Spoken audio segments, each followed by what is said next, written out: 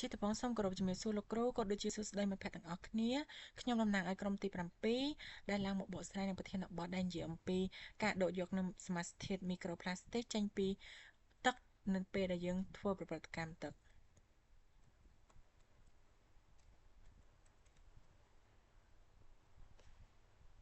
ហើយចំពោះសមាជិករបស់ខ្ញុំមានចំនួន7នាក់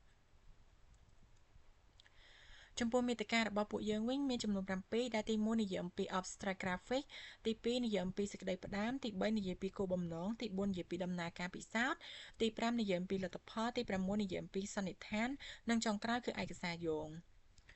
ចំពោះទី1គឺ abstract វិញគឺពួកខ្ញុំចង់បង្ហាញអំពីជំហាន3ជំហានដែលធ្វើឲ្យទឹករបស់យើងនឹងស្អាតក៏ដូចជាអាចប្រើប្រាស់បានហើយជាដំបូងនឹងគឺនិយាយអំពី coagulation ឬក៏ sedimentation ហ្នឹងគឺជាជំហានមួយដែលយើងប្រើសារធាតុដាក់ចូលទៅក្នុងទឹកដើម្បីឲ្យកម្ទេចកម្ទីតូចៗប្រមូលផ្ដុំគ្នាហើយវាធ្លាក់ទៅចូលទៅក្រោមបាតទឹកដើម្បីឲ្យផ្ទៃខាងលើហ្នឹងស្រឡះជាងមុនហើយចំពោះជំហានទី2វិញគឺ Sand filtration ដែលយើងប្រើសម្រាប់ច្រោះខ្សាច់ក៏ដូចជាកម្ទេចកម្ទីដែលនៅផ្នែកខាងលើហ្នឹងដើម្បីឲ្យច្បាស់ថាទឹកដែលយើងយកមកហ្នឹងគឺវាស្អាតវាមានខ្សាច់ក៏ដូចជាកម្ទេចកម្ទីដីផងដែរហើយចំពោះជំហានទី3ចុងក្រោយនោះគឺការប្រើម៉ាស៊ីន UV បញ្ចាំងទៅក្នុងទឹកដើម្បីសម្លាប់មេរោគក៏ដូចជាកាត់បន្ថយជាតិពុលផងដែរហើយនៅពេលដែលយើងប្រើជំហានទី3នឹងអស់ដល់ជំហានទី3នឹងហើយគឺទឹករបស់យើងគឺស្អាតអាចប្រើប្រាស់បានចូលមកដល់ចំណុចទី2វិញគឺនិយាយអំពីសេចក្តីផ្ដាំអញ្ចឹងក្រុមខ្ញុំចង់បញ្ជ្រាបឲ្យដឹងថាតើអ្វីទៅគឺជាមីក្រូផ្លាស្ទិកអញ្ចឹងពួកខ្ញុំបានរកឃើញថាមីក្រូផ្លាស្ទិកហ្នឹងគឺជាភាគល្អិតផ្លាស្ទិកដែលមានទំហំតូចជាង5មីលីម៉ែត្រដែលមាននៅក្នុងវិមាត្រណាមួយហើយមីក្រូផ្លាស្ទិកហ្នឹងមានអាតូមកាបូនក៏ដូចជាអ៊ីដ្រូសែនចងភ្ជាប់នៅក្នុងច្រវាក់ប៉ូលីមែរផងដែរហើយចំពោះមីក្រូផ្លាស្ទិកហ្នឹងគឺជាសារធាតុកខ្វក់ដែលកំពុងកើតមានឡើងហើយមានហានិភ័យចំពោះប្រព័ន្ធអេកូឡូស៊ីក៏ដូចជាសុខភាពមនុស្សផងដែរអញ្ចឹងនិយាយដឹងឲ្យថាឲ្យតែពាក្យដែលមានផ្លាស្ទិកនៅក្នុងហ្នឹងគឺវាមិនដែលផ្ដល់ផលល្អចំពោះសុខភាពយើងក៏ដូចជាប្រព័ន្ធអេកូឡូស៊ីយើងទេចំពោះចំណុចមួយនេះវិញគឺខ្ញុំចង់និយាយអំពីមីក្រូផ្លាស្ទិកហ្នឹងគឺបានបែងចែកចេញជាពីរប្រភេទគឺ primary ជាមួយនឹង secondary អញ្ចឹងតើ primary និង secondary ហ្នឹងមានន័យដូចម្ដេចអញ្ចឹងយើងចូលមកស្ដាប់ទាំងអស់គ្នាចំពោះ primary មីក្រូផ្លាស្ទិកហ្នឹងគឺជាផ្លាស្ទិកដែលជាបំណែកតូចៗត្រូវបានផលិតឡើងដោយផ្ទាល់សម្រាប់ប្រើប្រាស់នៅក្នុងផលិតផលដែលផលិតផលទាំងអស់នោះមានដូចជាគ្រឿងសម្អាងផលិតផលថែរក្សាសម្ផស្សឱសថសារធាតុសាប៊ូថ្នាំសម្រាប់សត្វល្អិតផងដែរហើយចំពោះ secondary microplastic វិញគឺជា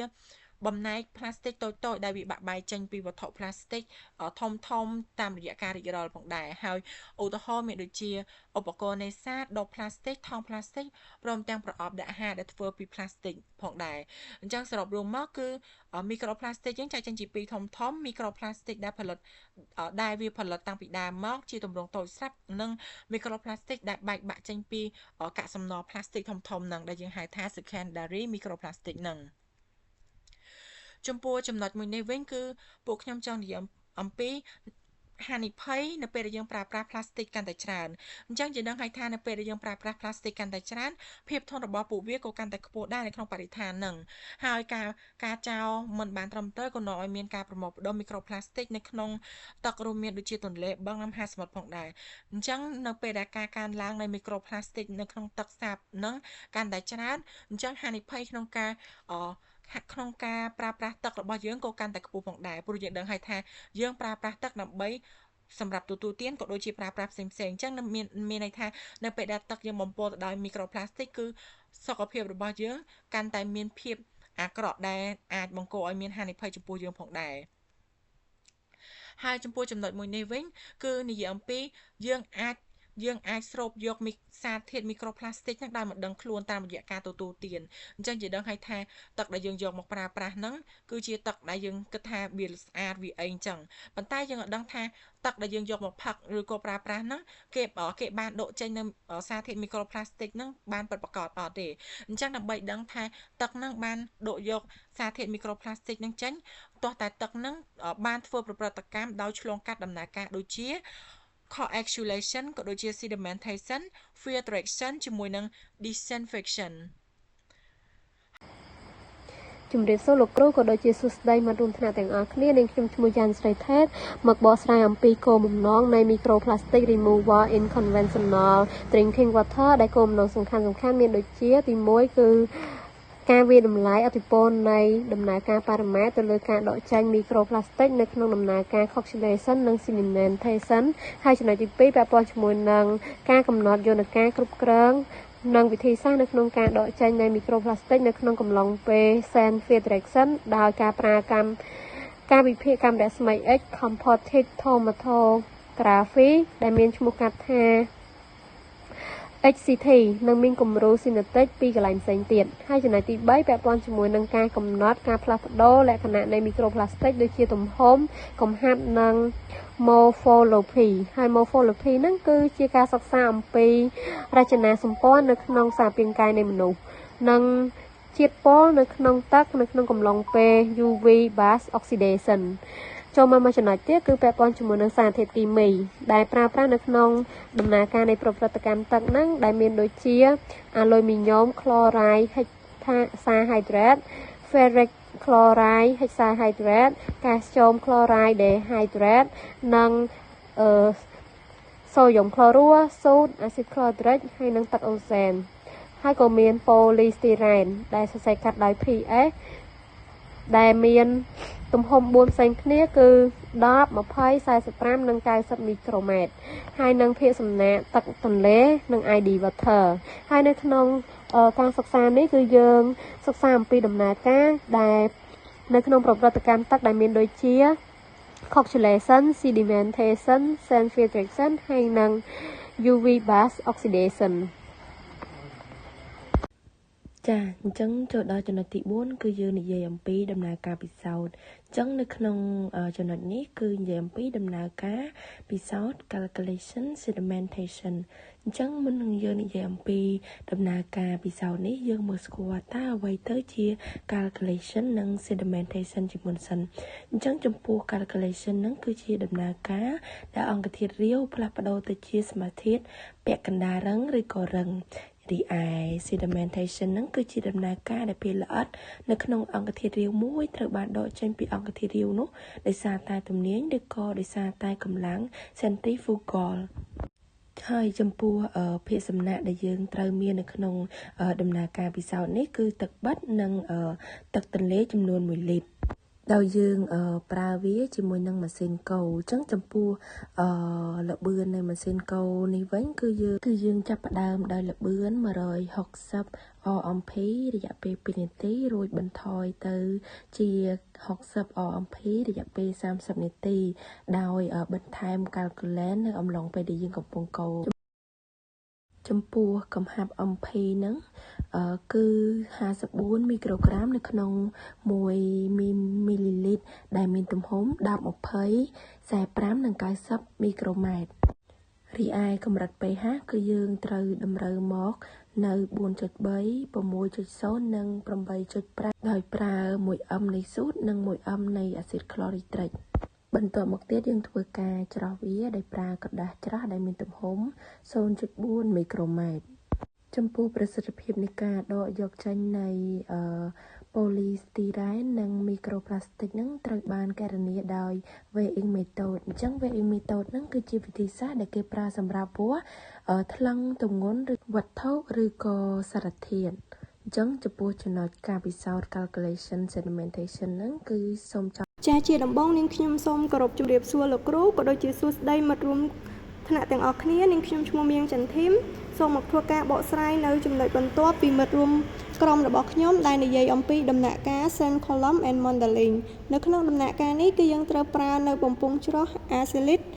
ដែលមានទំហំបណ្ដោយ30សង់ទីម៉ែត្រគុណជាមួយនឹងអង្កត់ផ្ចិត3សង់ទីម៉ែត្រតើតើជាមួយនឹងបំពង់នេះផងដែរគឺយើងត្រូវបានបំពាក់នៅខ្សាច់ដើម្បីចម្រោះ Microplastic ហើយខ្សាច់ដែលយើងប្រើហ្នឹងគឺត្រូវមានទំហំចន្លោះពី 0.3 ទៅ 0.5 មីលីម៉ែត្រត្រូវសម្ងួតនៅសីតុណ្ហភាព60អង្សាសេរយៈពេល24ម៉ោង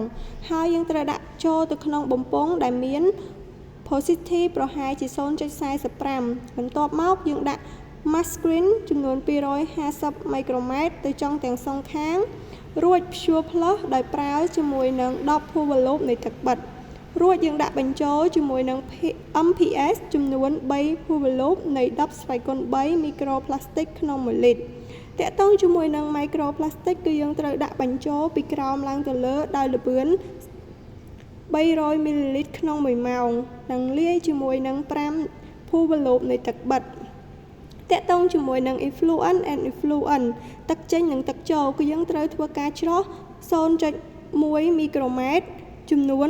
MPS ដែលវាមានន័យពេញ Microbiological System ដែលត្រូវបានរាប់ដោយប្រើជាមួយនឹងបច្ចេកវិទ្យា Raman Microscopy Modeling to Size Model គឺយើងប្រើដើម្បី simulate extraction and staining ចាចំណុចរបស់ខ្ញុំមានតែប៉ុណ្ណឹងចំណុចបន្ទាប់សូមតែឲ្យមិត្តរួមក្រុមរបស់ខ្ញុំជាអ្នកបកស្រាយបន្តជំរាបសួរលោកគ្រូនិងសួស្តីមិត្តភក្តិទាំងអស់គ្នានាងខ្ញុំឈ្មោះច័ន្ទសុភាពមកបកស្រាយចំណុចបន្តដែលនិយាយពីការពិសោធន៍ដោយការធ្វើតេស្តពន្លឺ UV ចាអញ្ចឹងដោយដែលមិត្តភក្តិរបស់ខ្ញុំគាត់បានធ្វើការបកស្រាយពីដំណើរការពិសោធន៍តាំងពីខាងលើនឹងអញ្ចឹងនៅក្នុងដំណើរការពិសោធន៍តាំងពីខាងលើហ្នឹងគឺគេបានដកយកមីក្រូផ្លាស្ទិកដែលមានទំហំធំហ្នឹងចេញអស់ហើយអញ្ចឹងនៅសល់តែមីក្រូផ្លាស្ទិកដែលមានទំហំតូចទេហើយនៅក្នុងដំណាក់កាល UV នេះដែរគឺគេបានរៀបចំមីក្រូផ្លាស្ទិកដែលមានទំហំ10មីក្រូម៉ែត្រដែលមានប្រមាណជា14គុណ10សេគុណ7ភាគល្អក្នុង1មីលីលីត្រដាក់ចូលទៅក្នុងកែវខ្វិតកន្លះបន្ទាប់មកទៀតគេចាប់ផ្ដើមបិទគម្របវាហើយបន្ទាប់មកទៀតគេចាប់ផ្ដើមឲ្យវាឆ្លងកាត់កាំរស្មី UV ដែលមានកម្លាំង300វ៉ាត់ដល់អំពូលសេណូនហើយគេរក្សាទុកវារយៈពេល6ម៉ោងនៅក្រោមសីតុណ្ហភាព22-1អង្សាសេដោយប្រើទឹកត្រជាក់គេប្រើទឹកត្រជាក់នេះដែរដើម្បីឲ្យវារក្សាសីតុណ្ហភាពរបស់វានៅប៉ុណ្ណឹងរហូតបន្ទាប់ពីរយៈពេល6ម៉ោងក្រោយមកគេចង់ដឹងថាតើមីក្រូផ្លាស្ទិកដែលមានទំហំ10មីក្រូម៉ែត្រហ្នឹងបន្ទាប់ពីវាបានឆ្លងកាត់កាំរស្មីពន្លឺ UV ហ្នឹងហើយតើវានឹងបែកខ្លួនវាទៅជាអីបន្តទៀតក៏ដូចជាទំហំឬក៏កំហាប់ដែលវាបែកបានហ្នឹងមានចំនួនទំហំឬក៏កំហាប់ប៉ុន្មានអញ្ចឹងត្រង់ចំណុចហ្នឹងដែរគេបានប្រើប្រាស់ TRPA ដែលមានឈ្មោះពេញថា Tunable Recessive Processing ហ្នឹងដើម្បីវាស់ទំហំនិងចំនួនកំហាប់ដែលមីក្រូផ្លាស្ទិកនេះវាបែកបានជាមួយនឹងប្រព័ន្ធគុយណាណូចូលដល់ចំណុចទី3ត្រង់ចំណុចនឹងណែគេចង់ដឹងថាតើមីក្រូផ្លាស្ទិកដែលគេយកមកធ្វើតេស្តពន្លឺ UV ហ្នឹងបន្ទាប់ពីវាឆ្លងកាត់ពន្លឺ UV ហ្នឹងហើយតើវានឹងបែកជាសារធាតុផ្សេងទៀតអត់អញ្ចឹងដើម្បីកំណត់ផលិតផលនឹងបានបន្ទាប់ពីគេធ្វើការវាស់ទំហំក៏ដូចជាចំនួនកំហាប់រួចមកគេចាប់ផ្ដើមធ្វើការបែកមីក្រូផ្លាស្ទិកហ្នឹងចេញពីលីឆាតនឹងហើយលីឆាតហ្នឹងត្រូវបានបែកចេញពីមីក្រូផ្លាស្ទិកដោយប្រើម៉ាស៊ីនវ៉ាចាប់ផ្ចិតដែលគេប្រើនៅក្នុងល្បឿន2000 អំពែក្នុងរយៈពេល15នាទីហើយបន្ទាប់មកទៀតគេចាប់ផ្ដើមធ្វើការច្រោះដោយប្រើម៉ាស៊ីនមីលីពណ៌ដែលវាមានរុន 0.45 មីក្រូម៉ែត្រចូលដល់ចំណុចបន្ទាប់មកទៀតគឺគេចាប់ផ្ដើមប្រើប្រាស់ Streamazole ដែល Streamazole នឹងណាគឺគេប្រើដើម្បីដកយកឌីក្លរ៉ូមេតានចេញពីលីឆាតវិញម្ដងដែលយើងដឹងហើយថាឌីក្លរ៉ូមេតានហ្នឹងត្រូវបានយើងប្រើប្រាស់នៅក្នុងការដកយកសារធាតុសរីរាង្គចេញពីលីឆាតអញ្ចឹងបន្ទាប់ពីយើងដកយកសារធាតុសរីរាង្គចេញពីលីឆាតនឹងហើយយើងប្រើប្រាស់ Streamazole ដើម្បីដកយកឌីក្លរ៉ូមេតានហ្នឹងចេញពីលីឆាតវិញម្ដងដើម្បីឲ្យលីឆាតរបស់យើងនឹងមានសភាពខាប់ជាមុននៅក្រោមចំនួនត្រឹមតែ250មីក្រូលីត្រទេចូលមកដល់ចំណុចចុងក្រោយបន្ទាប់ពីគេបានដកយកលីឆាតនឹងរួចហើយគេចាប់ផ្ដើមយកវាទៅវិភាគដោយប្រើ GCMS ដែលគេប្រើ GCMS ហ្នឹងដែរដើម្បីកំណត់ថាតើលីឆាតដែលយើងដកយកចេញមកហ្នឹងវាមានសមត្ថភាពអីផ្សេងទៀតនៅក្នុងនឹងអត់ជាមួយនឹងការប្រើ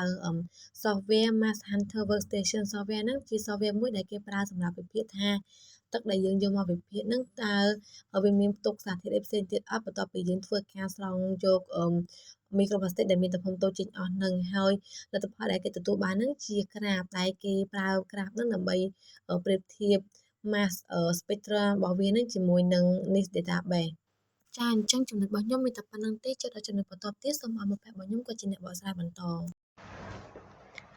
ចាអញ្ចឹងចូលដល់ចំណុចបន្ទាប់យើងនឹងនិយាយអំពីការវិតម្លៃជាតិពុលនៅក្នុងលីឆាតដែលយើងទទួលបានក្រោយដំណាក់កាល UV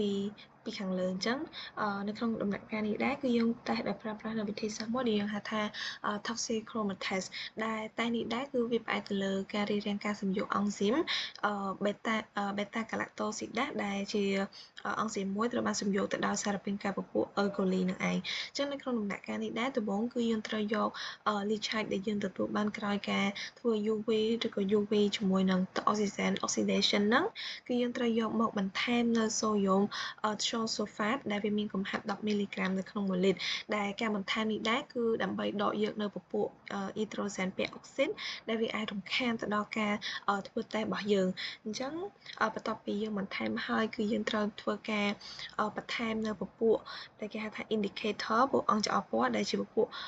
chromosome អញ្ចឹងពពួក chromosome នេះដែរគឺវាអត់មានពណ៌ទេប៉ុន្តែនៅពេលដែលវាមានប្រតិកម្មជាមួយនឹងអង់ស៊ីម beta galactosidase ទៅវានឹងឲ្យពណ៌ទៅជាពណ៌ខៀវដែលពណ៌ហ្នឹងគឺយើងត្រូវបានសង្កេតហើយពណ៌ស្រាលឬក៏ពណ៌ដិតហ្នឹងគឺយើងអាចវាស់បានដោយប្រើប្រាស់នៅ plat reader នៅ610 nanometer អញ្ចឹង plat reader ហ្នឹងវានឹងជួយយើងនៅក្នុងការវាស់អំពីពណ៌ដែលបង្ហាញអំពីកម្រិតជាតិពុលដែលកាលណាដែលវាពុលខ្លាំងគឺអង់ស៊ីមហ្នឹងផលិតកាលណាដែលលីឆាតវាពុលខ្លាំងជំនឿថាអង់ស៊ីមរបស់យើងគឺផលិតបានតិចតួចចឹងនាំឲ្យពណ៌ហ្នឹងគឺវាមានពណ៌ខៀវស្រាលអញ្ចឹងបើវាពុលតិចមានថាអង់ស៊ីមផលិតបានច្រើននាំឲ្យពណ៌របស់យើងហ្នឹងគឺវាមានពណ៌ខៀវដិតអញ្ចឹងគឺយើងសង្កេតទៅលើពណ៌របស់ក្រូម៉ូសូមដែលជាពណ៌ខៀវនឹងឯងចឹងចូលដល់ចំណុចបន្ទាប់ទៀតគឺយើងនឹងនិយាយអំពីលទ្ធផលដែលយើងទទួលបានក្រោយការពិសោធន៍អញ្ចឹងនៅក្នុងដំណាក់កាលនេះគឺយើងនិយាយអំពីលទ្ធផលដែលទទួលបាននៅក្នុងដំណាក់កាលcoagulation ហើយជាមួយនឹង sedimentation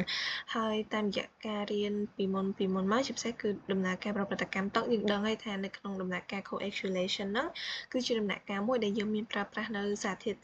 គីមីដែលយើងហៅថា coagulant ដែលជាសារធាតុមួយយើងប្រើប្រាស់ដើម្បីឲ្យវាចាប់នៅពពួកភិលអត់តូចៗនោះឲ្យវាប្រមូលផ្ដុំគ្នាទៅជាភិលកកដែលវាមានទំហំធំជាងមុនហើយរងធ្លាក់មកបាតអាងហើយ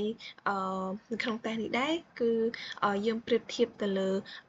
coagulant ចំនួន2គឺរវាងអាលូមីញ៉ុមក្លរូហើយជាមួយនឹងដែក3ក្លរូដែលវាទាំងពីរហ្នឹងគឺសុទ្ធតែជា coagulant ដែលត្រូវបានប្រើប្រាស់ហើយគេចង់ដឹងថាតើរវាង coagulant ទាំងពីរហ្នឹងមួយណាគឺវាមានសមត្ថភាពក្នុងការដកយកmicroplastic ហ្នឹងបានច្រើនជាងគេអញ្ចឹងចំពោះរូប A គឺជាអាលូមីញ៉ុមក្លរូចំពោះរូប B គឺជាដែក3ក្លរូហើយតាមរយៈរូបទាំងពីរនេះគឺយើងអាចសង្កេតឃើញបានថារូប A ដែលជាអាលូមីញ៉ុមក្លរូហ្នឹងគឺវាមានសមត្ថភាពនៅក្នុងការដកយកពពួក microplastic ហ្នឹងបានច្រើនជាងរូប B ដែលប្រើប្រាស់នៅដែក3ក្លរូនៅក្នុងលក្ខខណ្ឌដែលយើងប្រើប្រាស់កំហាប់ឬក៏ pH អីដូចគ្នាអញ្ចឹងតាមរយៈរូបទាំងពីរយើងអាចសង្កេតឃើញបានថាអាលូមីញ៉ុមក្លរូហ្នឹងគឺវាមានប្រសិទ្ធភាពជាងហើយយើងឃើញថាក្រាបគឺបង្ហាញពីរទីមួយគឺ DI water ហើយនឹងមួយទៀតគឺជា raw river water ដែលទាំងពីរហ្នឹងគឺទឹកទាំងពីរហ្នឹងគឺវាអត់មានអតិពលអត់មានជាអតិពលទៅលើ coagulant របស់យើងទេគឺតែទឹក DI ទឹកបិទហើយនឹងទឹកទន្លេរបស់យើងហ្នឹងគឺសុទ្ធតែអាលូមីញ៉ុមក្លរូហ្នឹងគឺមានប្រសិទ្ធភាពក្នុងការដកយកពពួក microplastic បានខ្ពស់ទៅដែរចូលដល់ចំណុចបន្តទៀតគឺយើងនឹងតេស្តទៅលើថាតើយើងគួរប្រើប្រាស់នៅ coagulant ហ្នឹងចំនួនប្រមាណហើយនៅក្នុងរយៈពេលប្រមាណដើម្បីដកយកពពួក microplastic អញ្ចឹងតាមរយៈលទ្ធផលពីខាងលើយើងដឹងហើយថាយើងប្រើប្រាស់អាលូមីញ៉ុមក្លរូព្រោះវាមានសមត្ថភាពដកយក microplastic ហ្នឹងខ្ពស់ជាងដែក3ក្លរូអញ្ចឹងយើងក៏តាមរូប A និងរូប B យើងក៏តេស្តទៅលើសមត្ថភាពរូប A គឺបង្ហាញអំពីកំហាប់ដែលយើងគួរប្រើថាកំហាប់អាលូមីញ៉ុមក្លរូមួយណាដែលវាមានសមត្ថភាពខ្ពស់ជាងគេទៀតហើយចំពោះរូប B វិញគឺរយៈពេលអញ្ចឹងតាមរូប A ដែល AX គឺជានៃកំហាប់អាលូមីញ៉ុមក្លរូហើយ AY វិញវាបង្ហាញអំពីសមត្ថភាពនៃការដកយកពពួក microplastic ហ្នឹងហើយក្រាបរបស់យើងគឺវាមានតាមពណ៌ដែលពណ៌នីមួយៗបង្ហាញអំពីទំហំរបស់ microplastic អញ្ចឹងតាមរយៈរូប A នេះដែរយើងឃើញថានៅពេលដែលអាលូមីញ៉ុមក្លរូវាមានកំហាប់10 mg នៅក្នុង1លីត្រយើងឃើញថាគ្រប់ក្រាបទាំងអស់គ្រប់ទំហំភិលអិតទាំងអស់គឺវាអាចដកយកបានខ្ពស់ជាងគេនៅកំហាប់10 mg នៅក្នុង1លីត្រនឹងឯងចំពោះកំហាប់ផ្សេងទៀតគឺវាដកអត់សូវបានច្រើនដូចកំហាប់10 mg នៅក្នុង1លីត្រទេអញ្ចឹងចំពោះរូប B វិញគឺបង្ហាញរយៈពេលនៃការដែលវារងនៅក្នុងដំណាក់កាល sedimentation អញ្ចឹងយើង សង្កេតឃើញថារយៈពេលតែ1ម៉ោងរហូតដល់3ម៉ោងហ្នឹងគឺវាអត់មានការផ្លាស់ប្ដូរសមត្ថភាពឬក៏លទ្ធភាពនៅក្នុងការដកយកពពួកមីក្រូផ្លាស្ទិកហ្នឹងបានច្រើនទេអញ្ចឹងត្រឹមតែរយៈពេល1ម៉ោងគឺវាគ្រប់គ្រាន់ទេនៅក្នុងការដែលយើងកំណត់ឲ្យវាដកយកឲ្យវារងហើយទៅជាកកធ្លាក់មកបាតអាងហ្នឹងអញ្ចឹងប្រហែលពេលរយៈពេលយូរក៏វាអត់អាចជួយបានច្រើនដែរអញ្ចឹងតាមរូបBគឺយើងអាចសរុបមកវិញបានថាត្រឹមរយៈពេល1ម៉ោងគឺយើងអាចឲ្យវាคล้ายទៅជាកធ្លាក់មកខាងក្រោមអស់ហើយអញ្ចឹងចំពោះចំណុចបន្ទាប់នេះគឺយើងនឹងនិយាយអំពីpH ហើយជាមួយនឹងលក្ខខណ្ឌសារធាតុដែលវាមាននៅក្នុងទឹកថាតើ pH ហើយជាមួយនឹងសមាសធាតុដែលវាមាននៅក្នុងទឹកហ្នឹងគឺវាជះឥទ្ធិពលទៅដល់ coagulant ដែលជា aluminum chloride របស់យើងហ្នឹងឬមួយក៏អត់អញ្ចឹងតាមរូប C គឺបង្ហាញអំពីកម្រិត pH អញ្ចឹងទឹករបស់យើងគឺវាមានpH ផ្សេងគ្នាដែលនៅក្នុងតែនេះគឺយើងកម្រិតនៅ pH ចំនួន3គឺ pH 4.3 pH 6ហើយនិង pH 8.5អញ្ចឹងតាមរយៈក្រោយមានឃើញថា pH 6គឺវាមានលទ្ធភាពនៅក្នុងការដកយកពពួកមីក្រូផ្លាស្ទិកហ្នឹងបានច្រើនជាងគេរហូតដល់90%អញ្ចឹងហេតុអីបានជា pH 4.3 និង 8.5 វាបានតិចជាងpH ស្មើ6អញ្ចឹងគឺដោយសារតែហេតុផលថានៅ pH ស្មើ4.3 ហ្នឹងគឺcoagulant របស់យើងហ្នឹងគឺវាស្ថិតនៅក្នុងទម្រង់ជាអ៊ីយ៉ង់ដែលជាអាលុយមីញ៉ូម3បូកឬក៏អាលុយមីញ៉ូមអ៊ីដុកស៊ីត2បូកចឹងទៅហើយនៅពេលដែលcoagulant របស់យើងស្ថិតនៅក្នុងទម្រង់នេះអញ្ចឹងគឺវានឹងធ្វើការដកយកពពួកមីក្រូផ្លាស្ទិកដែលមានបន្ទុកដកហ្នឹងតាមរយៈការធ្វើឲ្យមីក្រូផ្លាស្ទិករបស់យើងហ្នឹងបាត់បង់បន្ទុកដែលយើងហៅថា chain neutralization អញ្ចឹងគឺនៅ pH 4.3 ហ្នឹងគឺ coagulant របស់យើងគឺវាមានសមត្ថភាពដកបន្ទុករបស់ពពួកមីក្រូផ្លាស្ទិកប៉ុណ្្នឹងឯងហើយចំពោះ pH 8.5 វិញគឺវាធ្វើឲ្យ coagulant របស់យើងនោះស្ថិតនៅក្នុងជាទម្រង់អង្គធាតុរឹងដែលជាអាលុយមីញ៉ូមអ៊ីដុកស៊ីតវិញអញ្ចឹងនៅក្នុង pH 8.5 នេះគឺ coagulant របស់យើងគឺមានសមត្ថភាពនៅក្នុងការដកយកពពួកមីក្រូផ្លាស្ទិកបានតាមរយៈវិធីផ្សេងទៀតគឺមានថាវាជាអង្គធាតុរឹងអញ្ចឹងវាអាចគ្របនៅពពួកមីក្រូផ្លាស្ទិកហ្នឹងហើយធ្លាក់មកខាងក្រោមជាមួយវាបានដែលយើងអាចហៅបានថា speed fluctuation អញ្ចឹងនៅ pH 8.5 គឺវាមានសមត្ថភាពដកយកតែប៉ុណ្្នឹងឯងប៉ុន្តែបើយើងកន្លែងទៅមើលជាមួយ pH ស្មើ6វិញគឺ coagulant របស់យើងហ្នឹងគឺវាស្ថិតនៅក្នុងទម្រង់ជាអ៊ីយ៉ុងផងហើយនឹងជាទម្រង់អង្គធាតុរឹងផងអញ្ចឹងមានថាវាមានសមត្ថភាពដូចទៅនឹងpH 4.3 ផងនិង pH 8.5 ផងអញ្ចឹងបានធ្វើឲ្យនៅ pH 6ហ្នឹងគឺវាមានសមត្ថភាពនៅក្នុងការដកយកពពួកមីក្រូផ្លាស្ទិកហ្នឹងបានច្រើនជាងគេគឺវាអាច chain neutralization ពពួកមីក្រូផ្លាស្ទិកផងហើយវាអាចspeed fluctuation បានផងហើយចំពោះរូប D វិញគឺយើងនឹងបង្ហាញអំពីពពួកសមាសធាតុដែលវាមាននៅក្នុងទឹកថាតើពពួកសមាសធាតុហ្នឹងវាមានផលប៉ះពាល់ឬក៏ឥទ្ធិពលអ្វីទៅដល់ការដកយកមីក្រូផ្លាស្ទិករបស់យើងអត់អញ្ចឹងតាមរូបនេះក្រាបទី1គឺអត់បន្ថែមអ្វីទេគឺមានថាទឹកនឹងអត់មានសមាសធាតុអីអញ្ចឹងគឺវាមានលទ្ធភាពនៃការដកយកពពួកមីក្រូផ្លាស្ទិកនឹងខ្ពស់ហើយចំពោះក្រាបទី2និងទី3ដែលជាពួកអំបិលវិញគឺក៏វាអត់មានផលប៉ះពាល់អីទៅដល់ការសមត្ថភាពដកយកពពួកមីក្រូផ្លាស្ទិកនៃ coagulant របស់យើងដែរប៉ុន្តែចំពោះក្រាបទី4ដែលជា HA ជាអាស៊ីតវិញគឺយើងសង្កេតឃើញថាសមត្ថភាពនៃការដកយកពពួកមីក្រូផ្លាស្ទិកនោះមានការថយចុះអញ្ចឹងគឺដោយសារតែ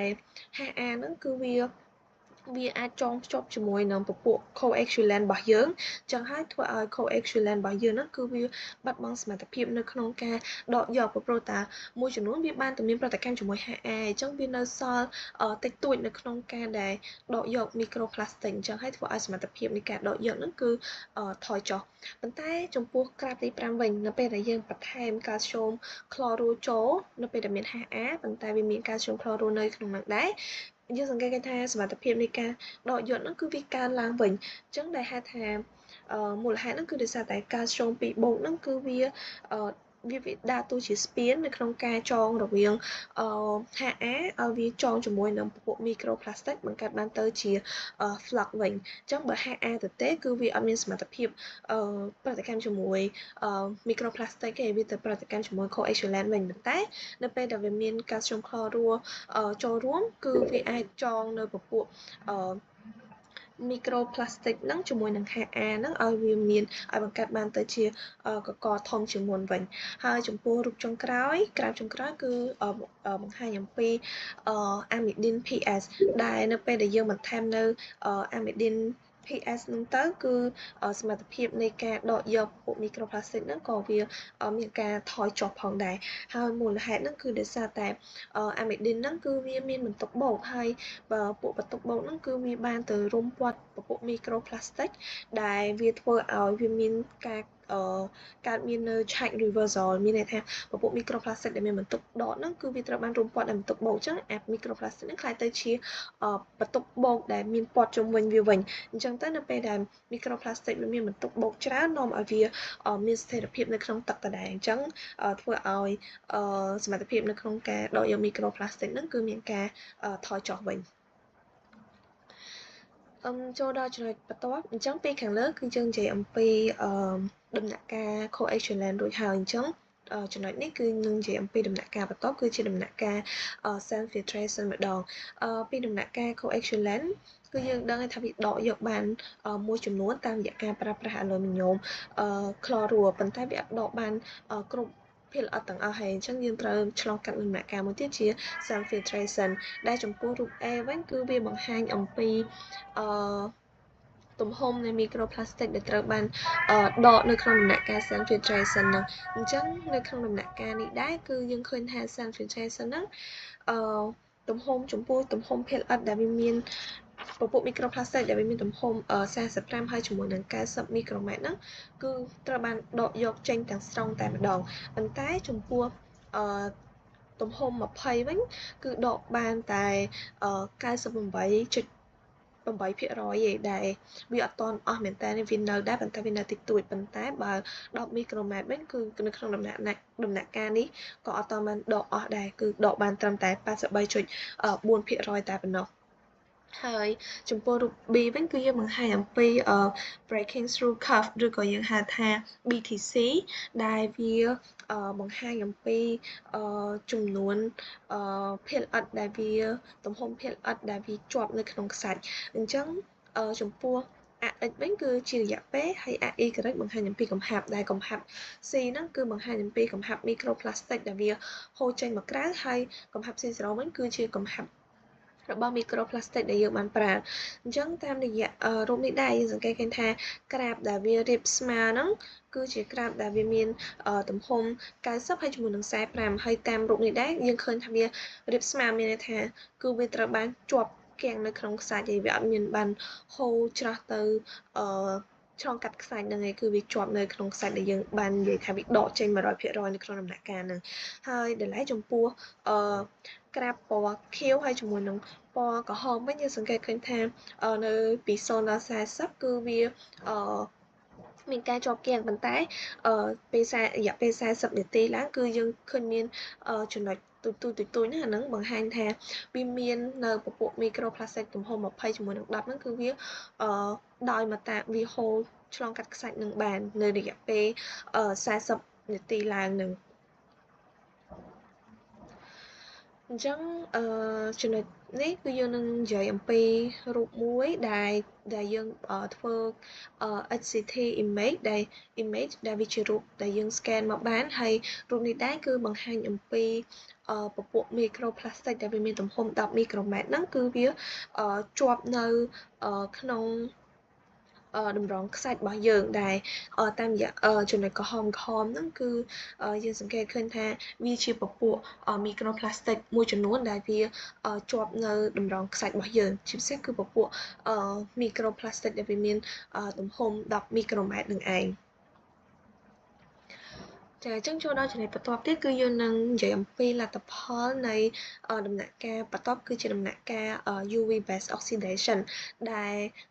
វាបង្ហាញអំពីទំហំភាគល្អិតដែលវាបំបែកក្រោយពេលដែលវាទទួលរងនៅពន្លឺ UV ថាវាបំបែកបានទៅជាទំហំប្រមាណហើយនិងកំហាប់ប្រមាណអញ្ចឹងចំពោះ A គឺជារូបដែលទំហំភាគល្អិតដែលបំបែកបាននៅក្នុងដំណាក់កាលដែលយើងប្រើប្រាស់នៅពន្លឺ UV ធម្មតាតែចំណែករូប B គឺយើងបង្ហាញអំពីទំហំភាគល្អិតដែលបានបំបែកនៅក្នុងនៅក្រោមពន្លឺ UV ហើយមានថែមនៅពពួកទឹកអុកស៊ីហ្សែនអញ្ចឹងតាមរយៈរូប A វិញយើងសង្កេតឃើញថាចំពោះភាគល្អិតដែលវាមានទំហំធំជាងវាបំបែកបានទៅភាគល្អិតដែលមានទំហំធំជាង4ណាណូម៉ែត្រហ្នឹងគឺវាមានច្រើនបន្ទាប់ពីរយៈពេលកំណត់រយៈពេល6ម៉ោងហើយទំហំភាគល្អិតដែលបំបែកបានមកតូចបំផុតត្រឹមតូចជាង2000ណាណូម៉ែត្រហ្នឹងគឺវាកើតមានតិចតួចទេតាមរយៈរូប A ហ្នឹងប៉ុន្តែចំណែករូប B វិញគឺយើងសង្កេតថានៅរយៈពេល6ម៉ោងដល់រយៈពេល6ម៉ោងមានថាស្ទើរតែទាំងអស់ឲ្យវាបំបែកទៅជាមីក្រូផ្លាស្ទិកពី10មីក្រូម៉ែត្រហ្នឹងមកទៅជាទំហំតូចជាង2000ណាណូម៉ែត្រស្ទើរតែទាំងអស់មកក្នុងរយៈពេល6ម៉ោងហ្នឹងហើយចឹងតាមរយៈរូបទាំងពីរយើងសង្កេតឃើញថានៅពេលដែលយើងប្រើប្រាស់នៅ UV ហើយលាយជាមួយនឹងទឹកអុកស៊ីហ្សែនគឺវាអាចបំបែកនៅពពួកមីក្រូផ្លាស្ទិកហ្នឹងឲ្យកាន់តែទៅតូចជាងមុនច្រើនទៀតចំពោះរូប B អញ្ចឹងយើងចង់ដឹងទៀតថាតើនៅពេលដែលវាបំបែកបានតូចអញ្ចឹងគឺវាមានផលប៉ះពាល់អីទៀតដែលយើងនឹងបង្ហាញនៅលទ្ធផលចុងក្រោយអញ្ចឹងតាមរយៈរូបចុងក្រោយនេះដែរគឺយើងបង្ហាញអំពីលក្ខណៈថាវាមានជាតិពុលដែលនៅក្នុងលីឆាយក្រោយពេលដែលធ្វើការដាក់វានៅក្រោមពន្លឺ UV ហ្នឹងអញ្ចឹងយើងតេស្តវាទៅលើការសំយោគអង់ស៊ីម beta galactosidase មិញហ្នឹងដែលយើងសង្កេតទៅលើពណ៌អញ្ចឹងចំពោះក្រាបទី1 dark control មានន័យថាវាអត់មានពពួកសារធាតុតុកសិកអីចឹងទៅវាអត់មានបង្ហាញជាពណ៌ហើយប៉ុន្តែនៅពេលដែលយើងយកលីឆាតដែលយើងទទួលបានក្រោយពេលដែលយើងដាក់វានៅក្រោម UV ហ្នឹងយើងសង្កេតឃើញថាវាមានការរាំងស្ទះពពួកក្នុងការសំយោគពពួក beta galactosidase ហ្នឹងរហូតដល់40%អញ្ចឹងមានន័យថាអង់ស៊ីមយើងការតិចតួចទេដោយសារតែវារាំងស្ទះតែ40%ប៉ុន្តែចំពោះលីឆាដែលយើងទទួលបានពី UV ជាមួយនឹងទឹកអុកស៊ីហ្សែនវិញយើងឃើញថាវាមានការរាំងស្ទះច្រើនជាង UV ហ្នឹងឡើង2ដងឡើងទៅដល់85%ជាងអញ្ចឹងមានថានៅក្នុងហ្នឹងនៅក្នុងលីឆាដែលទទួលបានក្រោមពន្លឺ UV ជាមួយនឹងទឹកអុកស៊ីហ្សែនហ្នឹងគឺវាមានកម្រិតជាតិពុលខ្លាំងជាងនៅក្រោមពន្លឺ UV ធម្មតាដោយសារតែវារាំងស្ទះនៅការផលិតអង់ស៊ីមអញ្ចឹងគឺវាទឹកហ្នឹងគឺវាមានជាតិពុលខ្លាំងហើយតាមរយៈក្រាបនឹងដែរចាអញ្ចឹងចំណុចខ្ញុំគឺមានតែប៉ុណ្្នឹងទេចំណុចចុងក្រោយគឺយើងនឹងចាំពីសេចក្តីសន្និដ្ឋានដែលយើងសន្និដ្ឋានទៅលើលទ្ធផលដែលយើងទទួលបានបាទខ្ញុំបាទឈ្មោះយុនសញ្ញាមកបកស្រាយចំណុចទី6គឺសេចក្តីសន្និដ្ឋាន MPS ទំហំតូចជាង20មីក្រូម៉ែត្រប្រៀបបានដកចេញជាមួយនឹងដំណើរប្រតិបត្តិកម្មទឹកធម្មតាក្នុងដំណាក់កាល treatment ទឹកដោយកាំរស្មី UV H2O2 ជួយបំបែក MPS ប៉ុន្តែវាក៏បង្កើនការពុលនៅក្នុងទឹកផងដែរដោយសារតែការបញ្ចេញសារធាតុគ្រោះថ្នាក់ការសិក្សានេះសង្កត់ធ្ងន់ទៅលើតម្រូវការសម្រាប់ការស្រាវជ្រាវបន្ថែមនាពេលអនាគតអំពីរបៀបដែលទំហំនៃភាពល្អិតនិងលក្ខខណ្ឌនៃការ treatment ប៉ះពាល់ដល់លក្ខណៈនិងកម្រិតភាពពុលនៃមីក្រូផ្លាស្ទិកនៅក្នុងប្រតិបត្តិកម្មទឹកបាទនេះគឺជាចំណុចទី7គឺជាឯកសារយោងរបស់ក្រុមខ្ញុំ